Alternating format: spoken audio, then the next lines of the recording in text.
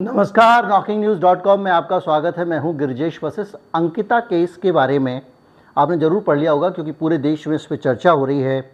सभी तरफ मीडिया में, अखबारों में, सोशल मीडिया पे इसको लेकर बहुत उत्तेजना है, बहुत गुस्सा है। और इस मामले में आज मैं आपको एक नया डेवलपमेंट देना जा रहा हूं। मेरे एक स्रोत हैं, उनका कहना यह है कि बहुत जल्दी इस मामले में एक बड़े नेता की गिरफ्तारी हो सकती है, लेकिन उसकी गिरफ्तारी इसलिए नहीं हो पा रही है क्योंकि एक बड़े पावरफुल राजनीतिक दल का वो नेता है और उस पर हाथ डालने से पहले एक नहीं 20 जगह से अनुमति लेने की ज़रूरत पड़ रही है। मीडिया, पत्रकार जहां तक काम कर चुके थे उसके आगे जाकर ठहर गए हैं। वो और जानकारी लेना नहीं चाहते हैं क्योंकि इसमें खतरा है। मैं आपको आज बताने की कोशिश करूंगा कि इस पूरी बातों का आधार क्या है, वो कौन सा वीआईपी है जिसको लेकर ये पूरा खेल हुआ। आपको शर्म आएगी कि इस देश में किस तरह से सिस्टम ही हत्याओं के मामले में सबूत मिटाने की कोशिश करता है, ऐसा आपको दिखाई देगा। कहीं मत जाइए, चैनल को सब्सक्राइब कर लीजिए। मैं अभी हाजिर होता हूं। बहुत अहम बिंदुओं और पहलुओं पे बात करने वाला हूं। इसमें से कुछ आपने हो सकता है सुने भी हों। चैनल को सपोर्ट करना चाहते हैं, हमारा यूपीआई आईडी डिस्क्रिप्शन में है। अगर आप चाहते हैं भुगतान क्यूआर कोड को स्कैन करके किसी एप्लीकेशन के ज़रिए, चाहे वो जीपे हो, चाहे वो पेटीएम हो या कोई और भारत पे हो, उसके ज़रिए आप कर सकते हैं। क्यूआर कोड आपको स्क्रीन पर दिखाई दे रहा होगा। मैं अभी हाजिर होता हूँ।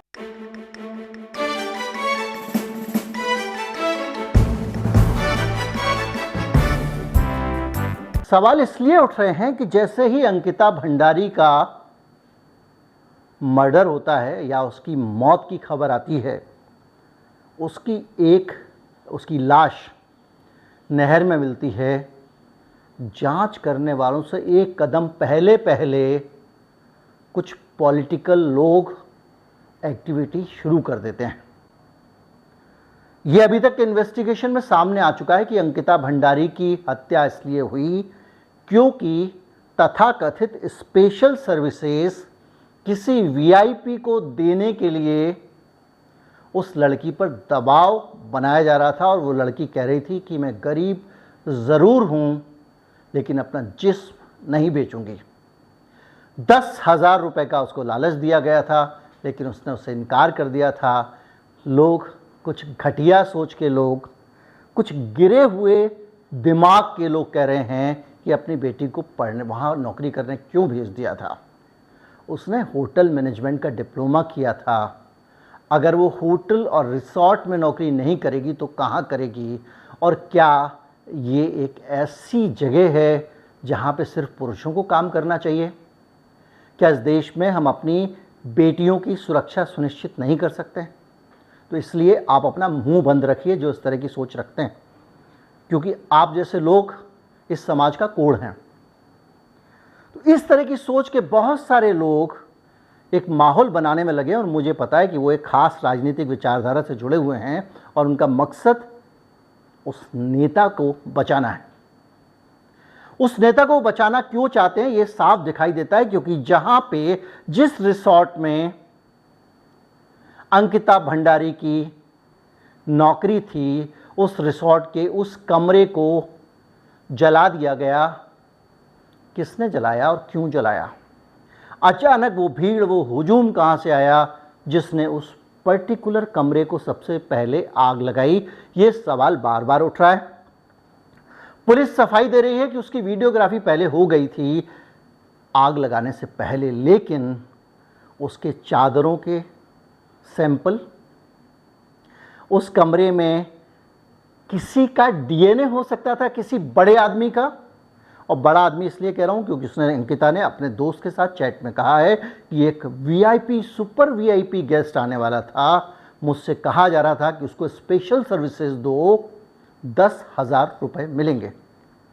और वो भी तब जब उसने इनकार कर दिया तो 10,000 का लालच दिया गया।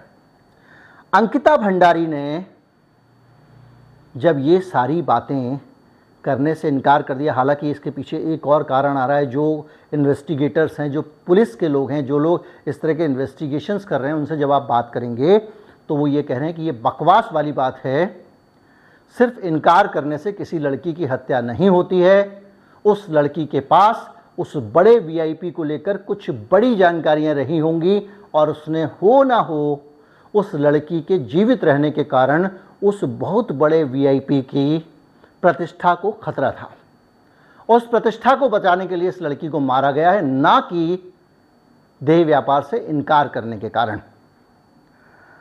अब मसला इस बात का है कि उसके बाद में उस रिसोर्ट पे बुलडोजर चला दिया जाता है। देश भर में बुलडोजर चलाने और एनकाउंटर को में लोगों को मार डालने का जो क्रम चल रहा है, मैंने बार बार कहा कि ये एक्स्ट्रा जुडिशियल एक्ट है और ये गैर कानूनी है। और गैर कानूनी इसलिए है क्योंकि जब किसी आदमी को गिरफ्तार करके आप उसे राज उगलवा सकते हैं, उसके आकाओं का नाम पता कर सकते हैं, तो आप उसको गोली मार के चुप कर देते हैं और सबको बचा ले जाते हैं, एक आदमी को मार देते हैं। आप बुलडोजर इसलिए चलाते हैं कि उस बिल्डिंग के अंदर सारे के सारे सबूत दफन हो जाए। एक बात बताइए, आईपीसी की कौन सी धारा में बुलडोजर चलाना लिखा हुआ है? और अब इस रिसोर्ट के मामले में जब मामला आगे बढ़ रहा है तो जिला प्रशासन ने साफ साफ कह दिया है कि ये बुलडोजर हमने नहीं चलवाया। जब प्रशासन ने बुलडोजर नहीं चलवाया है, कलेक्टर ने नहीं चलवाया है, डीएम ने नहीं चलवाया है, तो एक बड़ा सवाल है कि ये बुलडोजर किसने, क्यों और किसके आदेश से चलाया और बुलडोजर चलाने के पीछे नीयत क्या थी। हम अच्छी तरह से जानते हैं कि बलात्कार के मामले में बड़े बड़े नेता, किसानों को कुचल देने के मामले में बड़े बड़े नेता बीजेपी के सीधे सीधे नामांकित हैं। बड़े बड़े मामलों में जजेस की हत्या का भी आरोप इधर उधर लगता रहा है, कार्रवाई तो नहीं होती है। इस बार सत्ताधारी पार्टी का नेता होते हुए भी आनन फानन में बुलडोजर क्यों पहुंच गया? क्या जांच का मौका नहीं देना चाहिए था? और बुलडोजर आया कहां से? जब प्रशासन कह रहा उसने बुलडोजर नहीं चल पाया, तो उस रिसोर्ट पे बुलडोजर किसने चलाया? पहली चीज। दूसरी चीज, उस कमरे को आग से नष्ट क्यों किया गया? सारे सबूतों को, क्राइम का जो सीन होता है उसको डिस्टर्ब किया गया, सबूत मिटाने की कोशिश की गई। फिर वही सवाल आता है, किसके लिए? वो कौन आदमी था जिसके लिए ये सब किया जा रहा था गैर कानूनी तरीके से? अब आगे से याद रखिएगा, मुठभेड़ में कोई मारा जाए, हैदराबाद का मामला याद रखिए।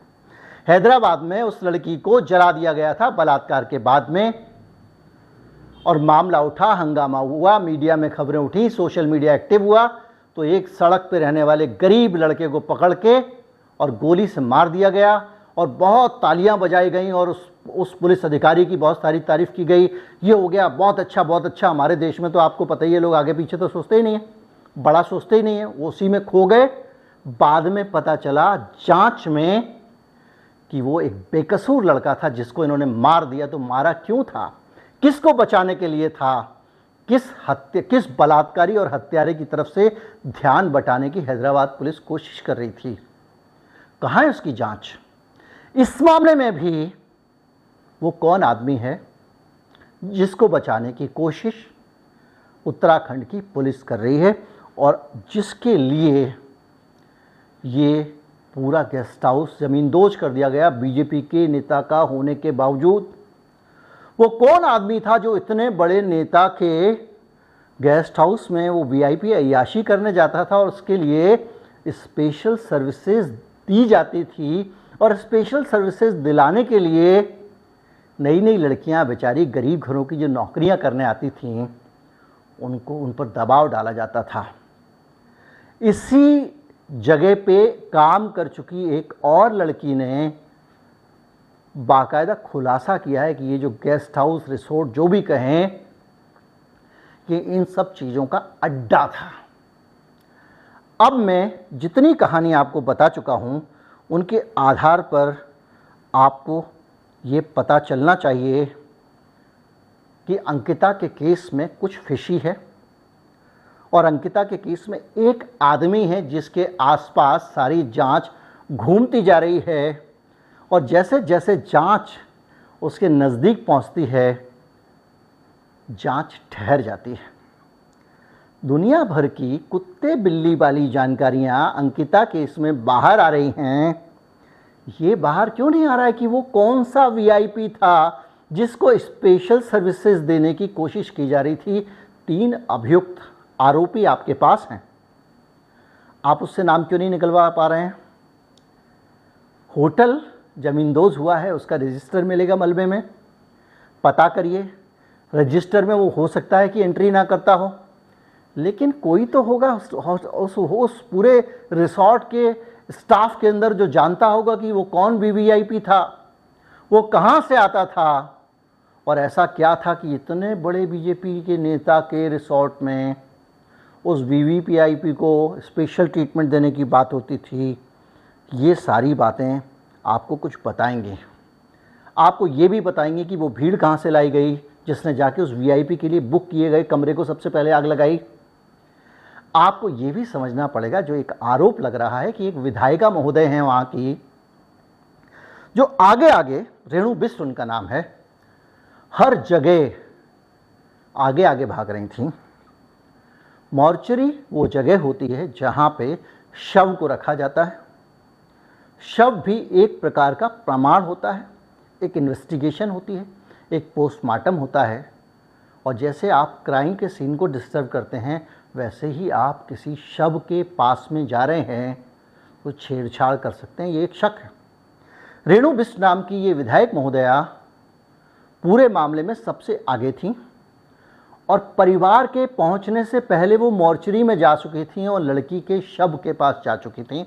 इसको लेकर सवाल उठ रहे हैं और लोगों ने बाकायदा इन विधायक महोदया की गाड़ी भी तोड़ दी। ये हर जगह आगे आगे आगे आगे आगे आगे। ये ऋषिकेश के एम्स की मॉर्चरी थी, all India institute of medical sciences. ये छोटी मोटी मॉर्चरी नहीं थी, प्राइवेट नर्सिंग होम की मॉर्चरी नहीं थी। किसके आदेश से मॉर्चरी में इन विधायिका महोदया को जाने दिया गया, अलाउ किया गया? ये भी इन्वेस्टिगेशन का एक बड़ा हिस्सा है। अब आप अंदाज़ा लगा लीजिए, इसके अलावा एक वीडियो ऑडियो कॉल भी लीक हुई है जिसमें शहर के डीएम फ़ोन करके बोल रहे हैं हम फांसी करा देंगे, हम सब करा देंगे, जो आप कहोगे वो करा देंगे। भंडारी साहब आप खुश तो हैं अपनी बेटी की मौत की जांच से, लेकिन प्लीज़ मीडिया को कुछ मत बताइए, इधर उधर बातें मत करिए, यहाँ वहाँ बात मत करिए। इसका मतलब है कि प्रशासन दबाव में है, वो भी मामले को ठंडा रखना चाहता है। पहला वेतन उस बिटिया का आना था, पहली नौकरी थी, 19 साल की उम्र थी। छोटा सा गांव है, पूरे गांव की उम्मीद थी कि उनकी बेटी गई है, नौकरी लगी है, कुछ कमाएगी, लेकर आएगी। 19 साल की बच्ची, घर पे पहली सैलरी नहीं आई, उसकी लाश आई है।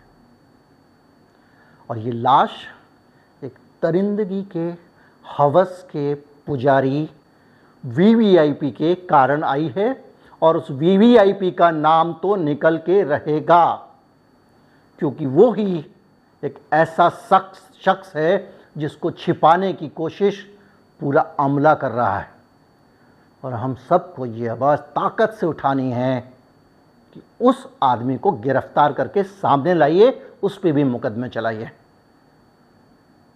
वीडियो शेयर करें। नमस्कार, जय हिंद।